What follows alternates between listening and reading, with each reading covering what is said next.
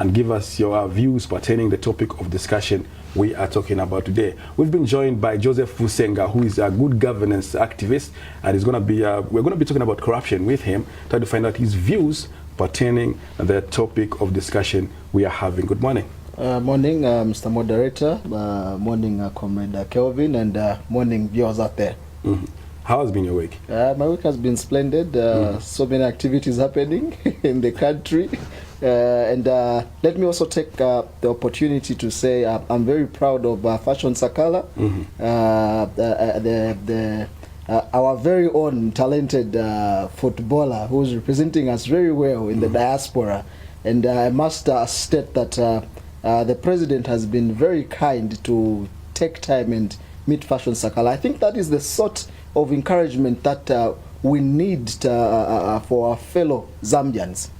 Okay. Thank you. Interesting stuff there. So we're talking about corruption. In as much as we can be talking about good governance, there is one thing that is very, very important in terms of good governance, corruption issues. How would you compare, how would you rate the corruption issues which were happening in the previous government, talking about the PF government? Well, I think what we saw in the previous government was very disheartening. There were high numbers of corrupt activities that were given a blind eye. And for me, it is due to that fact that people were very comfortable to engage in malified practices because they knew and they had the confidence that the law enforcement officers will not visit them because political will was not there whatsoever. I was listening to you before I joined the set. Someone, a sitting president, encouraging his ministers, saying, I think that was some sort of word of encouragement to the corrupt to continue engaging in these corrupt activities, saying, but not mbuto, but you can eat from the muibala. I think already that is what promoted corruption, and the lack of the will itself to fight it caused everything to be corrupt. And I must state on this very platform that even the Anti-Corruption Commission itself was sleeping. There were a lot of shenanigans that only gave a picture like they were fighting corruption when in fact they were not fighting any corruption whatsoever. And we all know that corruption is a cancer to good governance. With corruption escalating in a country, you cannot have a good system, good governance working in that country. Okay, interesting. So as a good governance activist, what are the steps that the current government should take to make sure that these things which happened in the previous government don't happen in this government again? Yeah, thank you so much. And I was hoping and I was looking forward for such a question to come forth. I feel the biggest step that the New Dawn government must embark on is to amend the Anti-Corruption Commission Act itself, because this is an act that has concentrated power in one individual, and that is the Director General.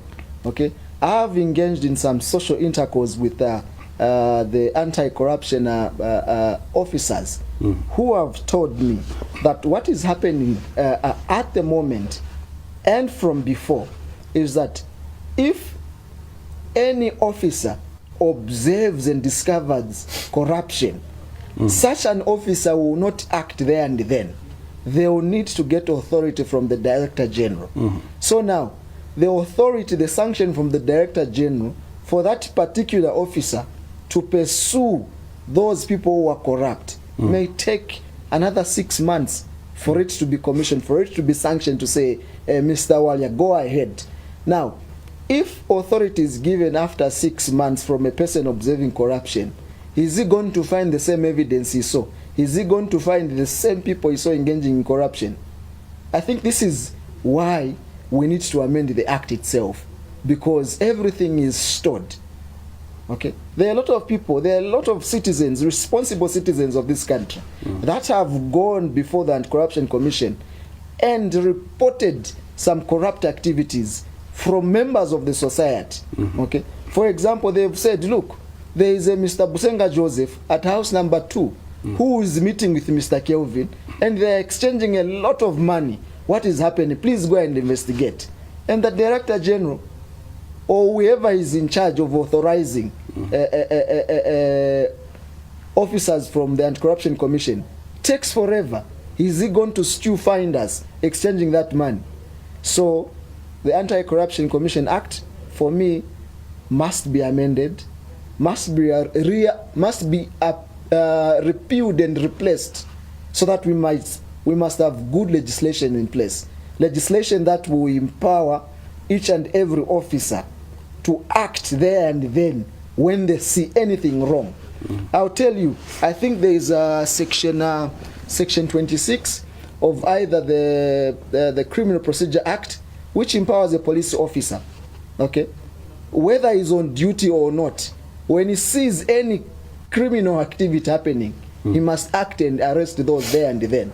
That is not the case with the Anti-Corruption Commission. We may have an officer, okay, of Anti-Corruption Commission seated on that chair. You and I could engage in corrupt activities. He has no authority whatsoever to arrest us or to do anything.